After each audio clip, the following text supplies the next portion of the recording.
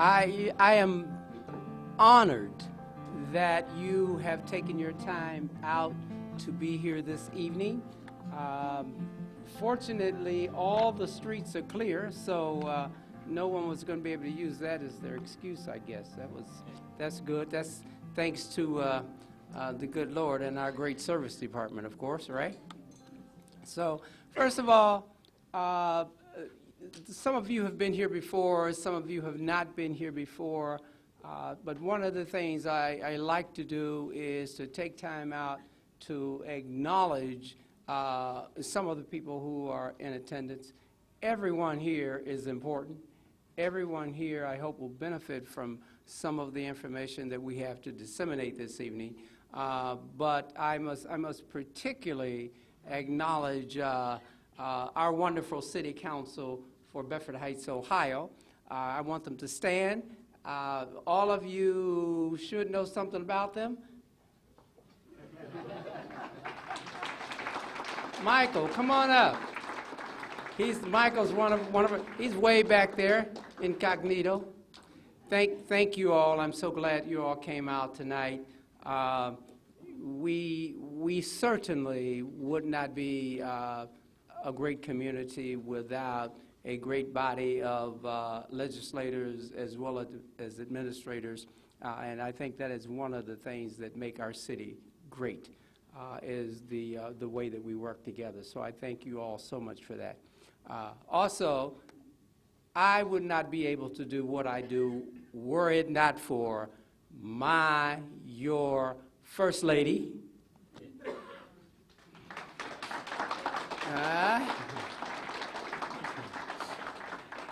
And every time I do this, I know I'm going to miss somebody, but I do it anyway. So I've gotten a little smarter now. So what I do now is I just have all of my staff stand. Look here, rather than try to go down the list. So would please all of my staff rise so people can see who is really, really important and extremely significant to the operation of this community. I am so grateful to them for all the things that they do, especially for those of you who interact with my office. I have 2 administrative assistants who I absolutely would be lost without. I see Rod standing back there, but I do not see Renee. There she is. I thought maybe she went back to the office to do some more work, because that's the way she is. And when you call the office, those are the 2 individuals who will try very hard to help you. We don't want you moving around from place to place, so they are going to try to solve whatever your problem is. And I know we have some other people here. I am not going to try to name them all, but I am delighted to see the pastor and his wife from a new facility here in Bedford Heights, Ohio, called Fellowship Church. They're right over on the corner. And I saw the other pastor. I see the other pastors. So come on, stand up. You know, look here. I need all the people who know something about praying to stay close to me. I want you to pray for me without ceasing. Just keep going. So I know I've missed some people. I know we have some of our business people here, our chamber people here. We have our library people here, and I'm so grateful. So this is how you keep yourself out of trouble. This is a good technique. Will everybody stand that I missed? Okay. Come on, did I miss somebody? Oh, okay, we get a wave. That's good enough. Okay. Let me tell you this. You heard Renee say that this is my 6th year doing this, and understand, I love to stand here and run my mouth, but this is actually a requirement. In accordance with the city ordinance, the mayor is required to give a reporting during the first quarter of each year to the council body, and this is also a great opportunity to invite members of the community who want to hear something about the finances. And it's at our discretion to either do this with the council body or the whole body. And that's why you hear a lot of people who actually give their public state of the city, because it gives the community a chance to get together. So, you know, and I must tell you that during these past several years, the city of Bedford Heights has continued to manage issues and situations that occur outside of our control. These situations require us to make decisions and adjustments that affect residents as well as employees. So we develop our plans and our budgets based on our vision and our priorities. However, the plan and the budget require constant review and adjustments in order to execute those plans successfully. Our city budget is affected by budget decisions made at the federal, state, and the county levels of government, because those budget decisions eventually flow down to city budgets. Some of you may know that local government has suffered severe losses in the past 2 years. The state has eliminated 1/2 of the local government funding support. They have eliminated the commercial activity tax. They've eliminated the estate tax. And most are aware that the property reevaluations has lowered the real estate values in most cities. In Bedford Heights, our real estate values were lowered by about 13%. The average was about 9%. But communities around us have seen their real estate values decrease from 13% to 33%. For homeowners, that's a very serious hit. Now, with all of this taking place, you would think that would be painful enough. But recent legislation has been introduced in the House of Representatives, which our Mayor's Association believes would adversely impact and further erode local government income revenues. And we have met with all of the local media and strongly oppose this legislation. So I want you to really start to listen to what is coming out of Washington, what is coming out of the state, what is coming out of the county. Now, although there are encouraging signs, such as stock market closing at a record high and joblessness declining. In fact, it is actually at the lowest level it has been at in 5 years, which suggests that the economy is recovering. It's truly gaining strength, unless you're that one person looking for a job. Then none of that matters anyway. Now, however, there are still unknowns. And while I am optimistic, there is still a need to continue our cautious management behavior to assure that the greatest needs of our community continue to be provided. Now, I will continue my objective of working to ensure that the residents of Bedford Heights are safe and that we maintain a standard of professionalism and service that the residents have come to expect. Now, let's talk about that. Now, you all get your calculators out. I'm gonna throw some numbers at you. Not many. Not many. You're taking notes, right? Okay, I'll check your notes later. Okay, let me tell you, the responsibility of government is to ensure the well-being and the security of the citizens, as well as being good stewards of community resources. Now, cities are required by state law to balance their budgets each year. And for as long as I've been mayor, we have maintained a balanced budget, and we will have a balanced budget this year. Now, thank you. And notice I say that extremely confident.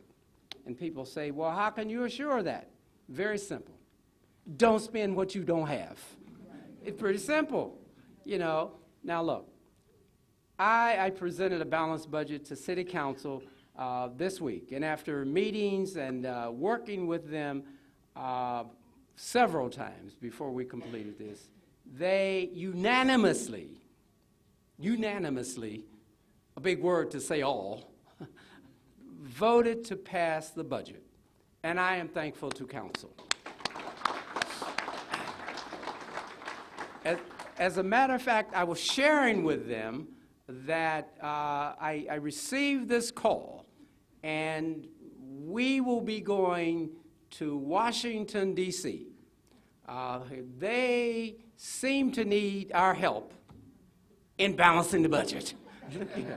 Look here. So, do I have to hold a little card when it's a joke? Let me know. Joke.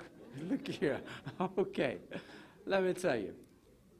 The city's 2012 budget ended with a surplus of $1,129,241.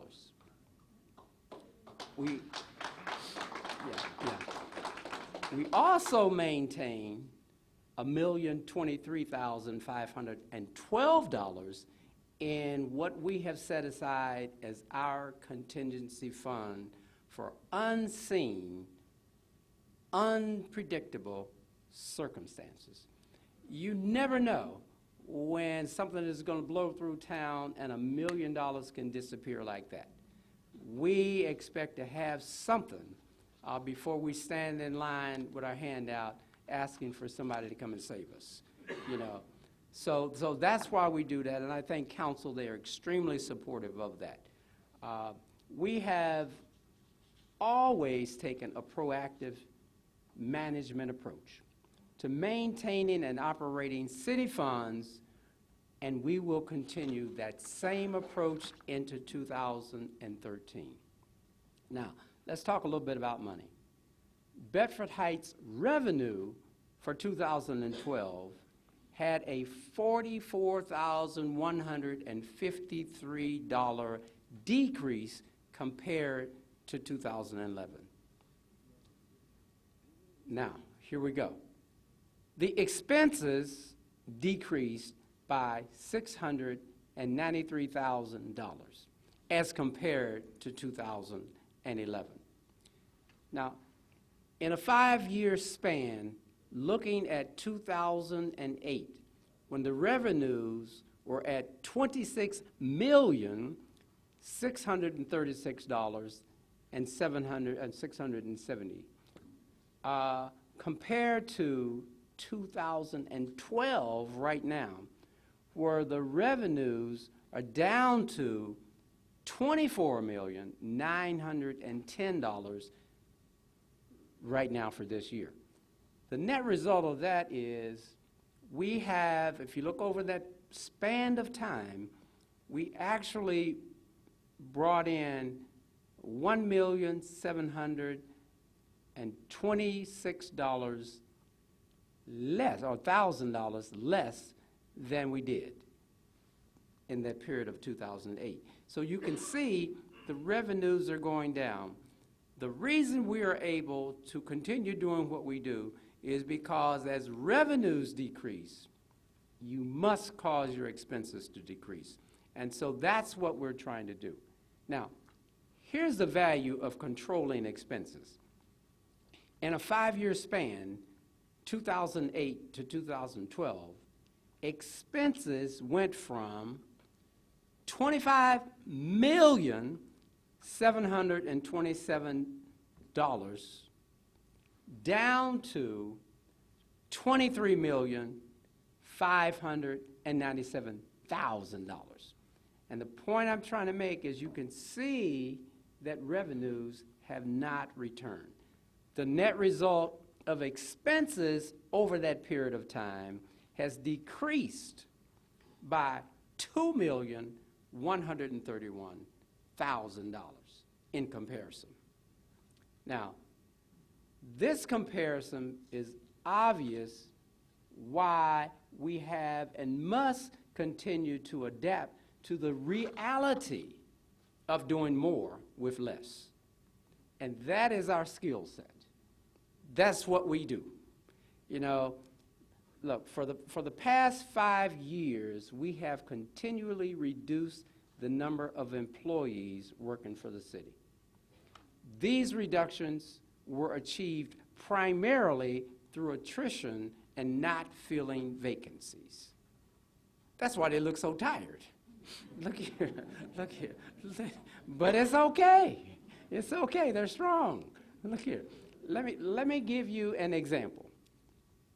In 2008, when I arrived, we had 168 full-time employees. Right now, today, we have 137 full-time employees. So that's 31 fewer employees full-time. Part-time, we had 109 part-time employees. We now have 82 part-time employees. That's 27 fewer employees.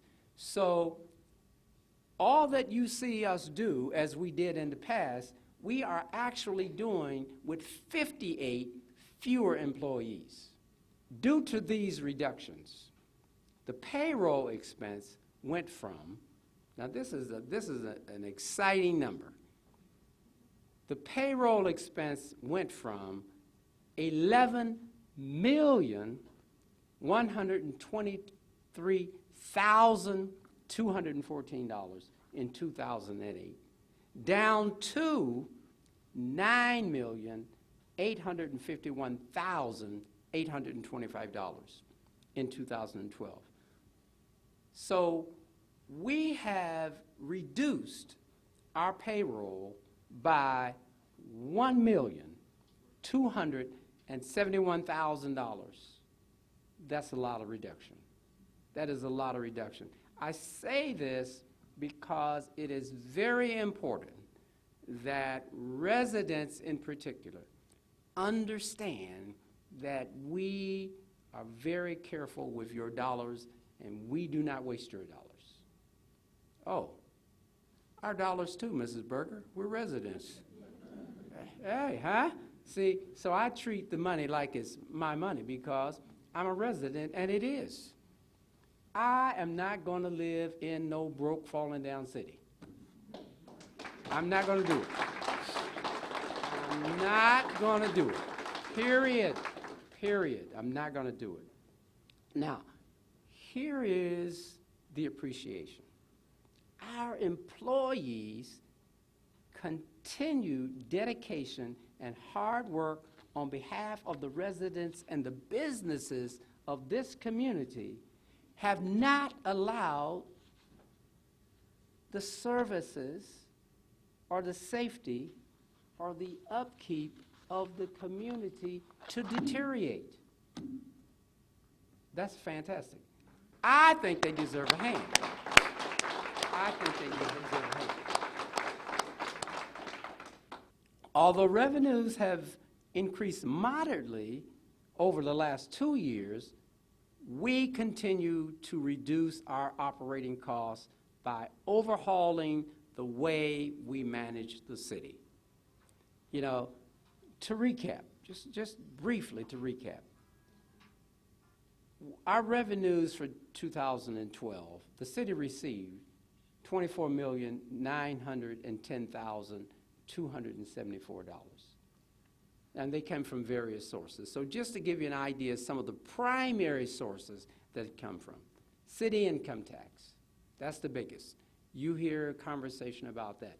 That comes from the business community, which is why I am so grateful. I am so grateful to have the business community here. Hello, Olympic Steel. You know we love you. Look here, look here.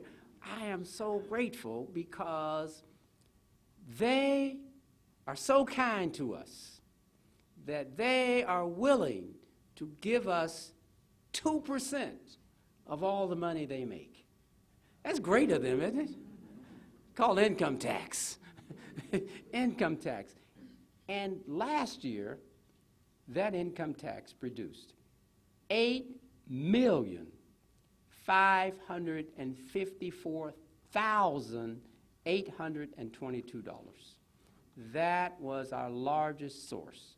Now, yeah, I think it's a big deal. I love the business. I love businesses. I love them. You know, now, you all contribute also. Residents contribute. Real estate tax. Real estate tax, which businesses also pay, which apartment complexes also pay. So that means everybody in the city has got a hand in kicking in this $5,277,609. That's our next largest source. And we have, as you know, we have our own sewage treatment plant. It costs a lot of money to operate, a lot of money. Where is Mr. Picaro in here?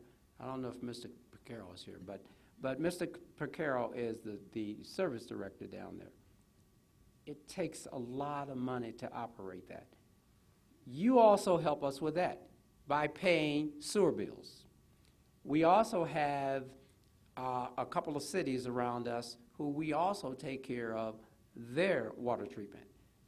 Oakwood, Warrensville Heights, Glen Willow, and so we collect money from all of that. Those sewer charges come to about exactly $3,088,942. Now, you hear me talk often. You may hear me talk a little bit about it tonight if I get that far down in here. Grants and other miscellaneous revenue that we have coming in. Another $3,417,000 come from those sources. So that's kind of where the money is coming in from to a large degree to make up that $24 million. Then the expenses.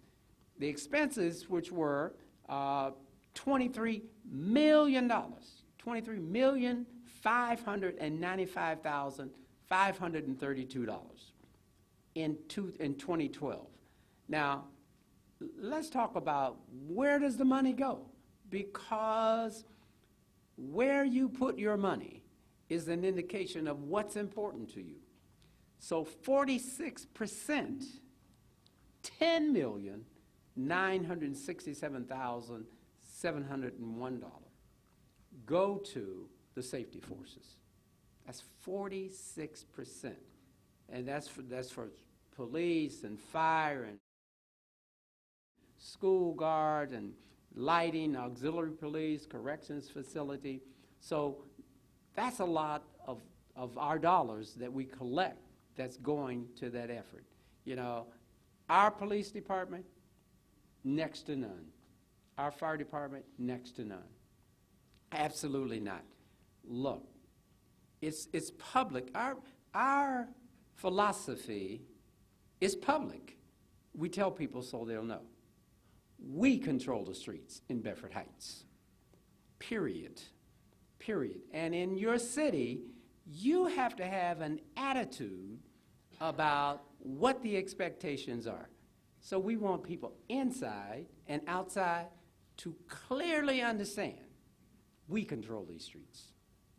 For those who don't understand, we have overnight accommodations. And now we want to be nice. I will tell you, the nicest people you ever want to see. The most helpful people you ever want to see. But don't forget who's controlling it. You know, so I'm just saying. Look, I'm just saying. You know, the service department. Everyone benefits from that service department. Everyone. You know, when you go down the street in Bedford Heights, and the streets, every street in Bedford Heights is free of snow until you get to the end of our borders. You know when you're in Bedford Heights and when you're not in Bedford Heights. You know, you know, Eric knows, you know. They they take excellent care of that. Not only that, our lands and our buildings. You see this building? You know, I mean, it don't just stay like this by itself. It takes work, effort, and control to keep this nice. 47% of our dollars go to this effort. 47%. $11 million go to that effort. Now, this is a pretty nice building we're in, right? But it don't stay like this for free. $1,580,000 go into this community life building for the residents and the members of this school district. That's a lot of money.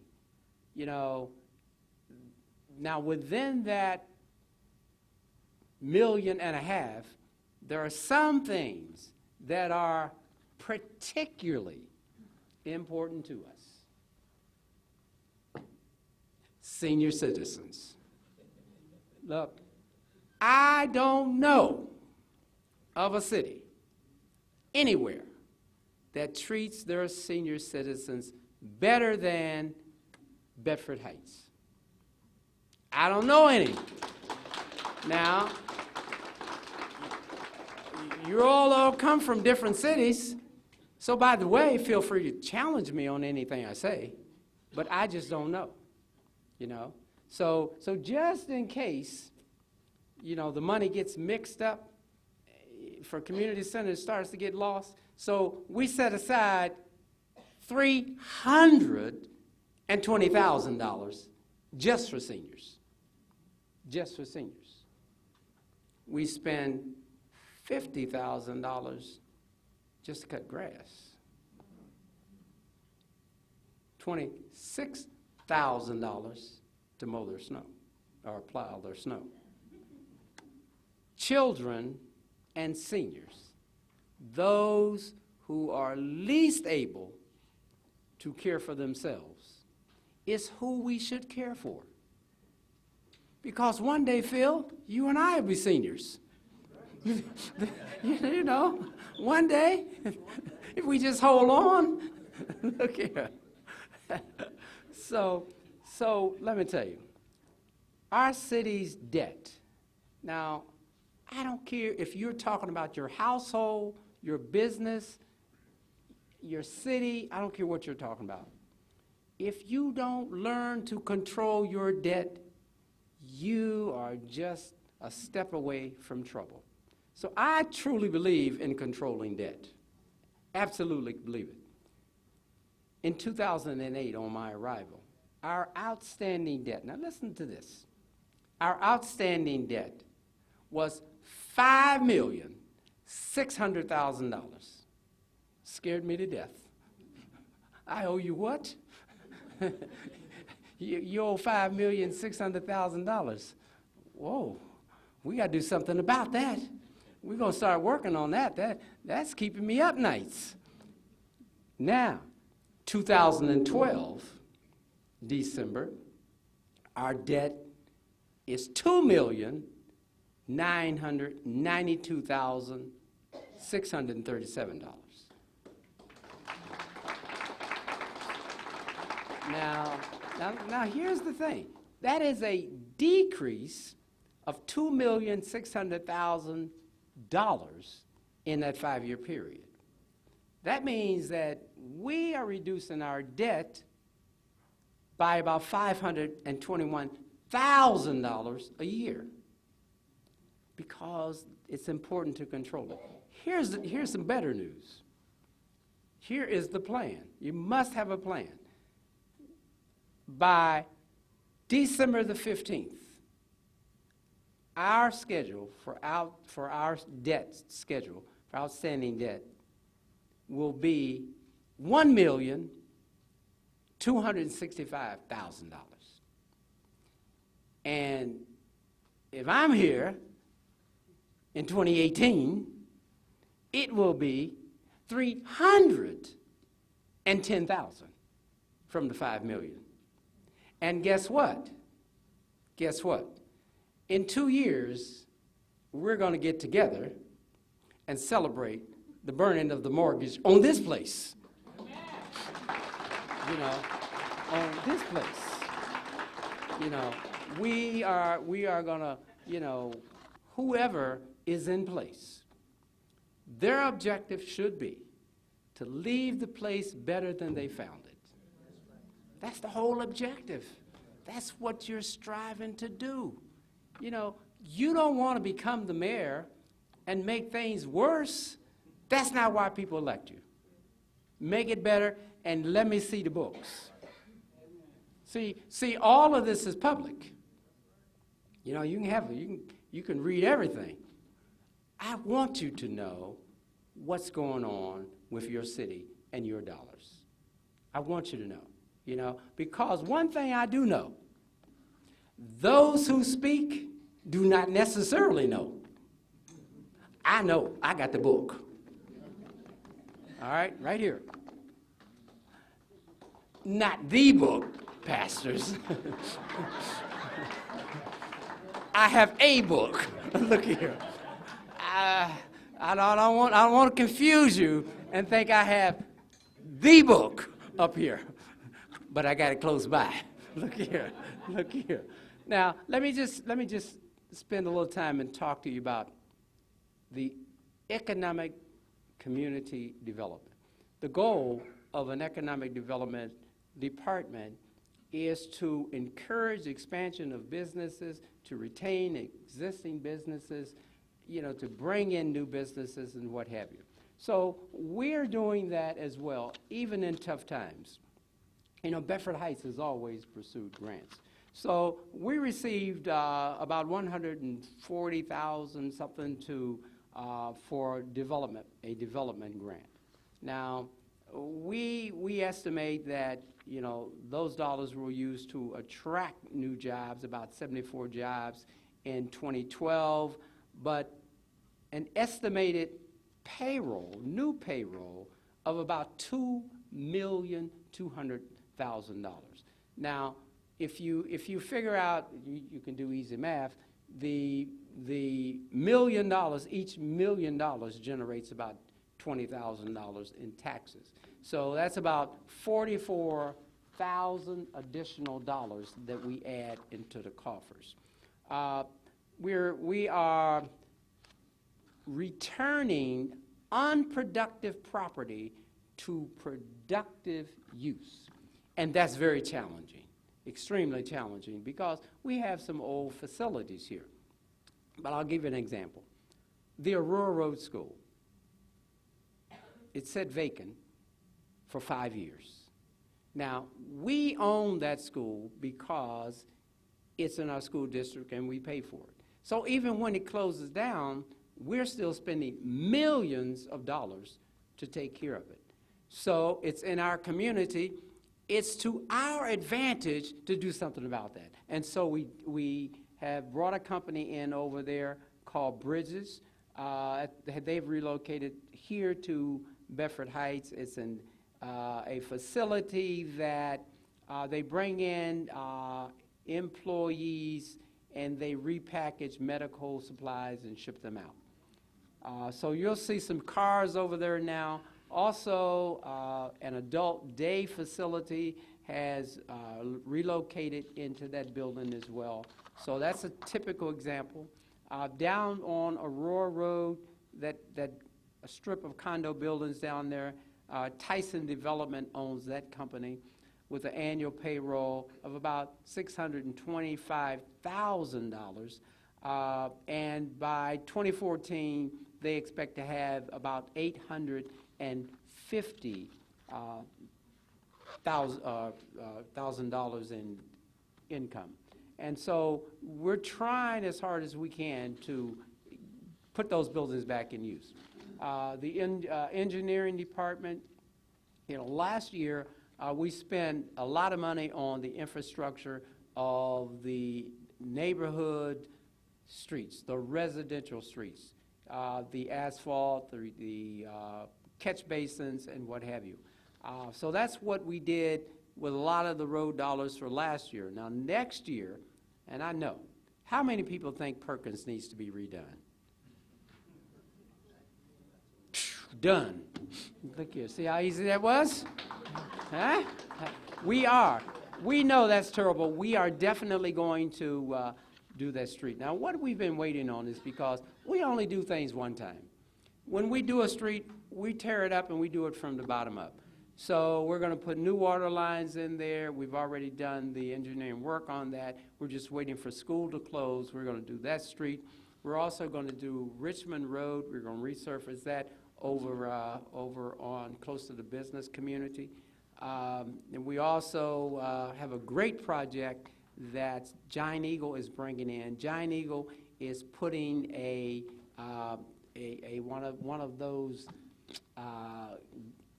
natural gas compression stations in because they're converting their trucks to natural gas, CNG as it's called. You're going to see some work being done down on Columbus Road this year, as well as over on Eldridge from Solon coming up the hill. We're going to put water lines in over there. So this is just some of the projects that you will see going on. Our building department, they're doing a great job. They're doing a great job. Commercial investment in Bedford Heights, Ohio. Business people invested $6,587,000 into Bedford Heights. You know, it is great. Thank you. It is great when people are willing to invest in your community. And so we had 9 new residents who chose to either return or come to Bedford Heights to build their new home. $1,264,147 that they invested in Bedford Heights, Ohio. Now, the residents who live here, they take pride also. They spent $2,823,000. I'm sure you all noticed the Mother Teresa facility that's going on down there. That's a $4,400,000 property. Majestic Steel invested $800,000. It just goes on and on. We have the OCP, which is a construction company out in Willoughby. They have purchased that building down there on Aurora next to the car wash. They have purchased that building. They put $100,000 in there. I hope you've noticed the renovation. They're going to move their business into there, which will generate more dollars for us. So there are things going on.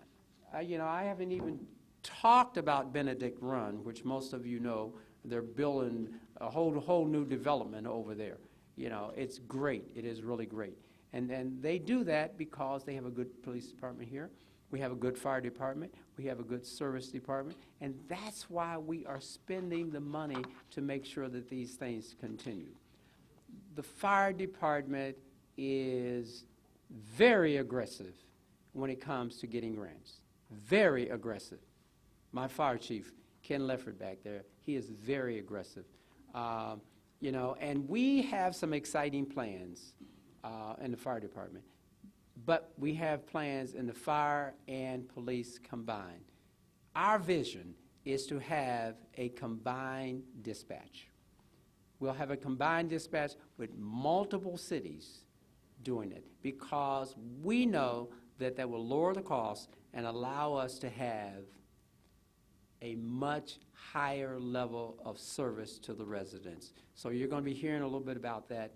I mentioned Ken because he has managed to acquire $900,000 in grants for that, and that's a good thing.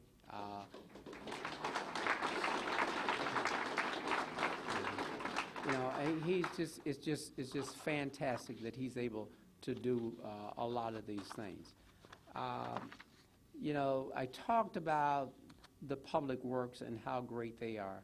And I can assure you that when I talk about continuing these services for senior citizens, council just approved a bid for us to have the lawns mowed here for the senior citizens. We've already approved that bid.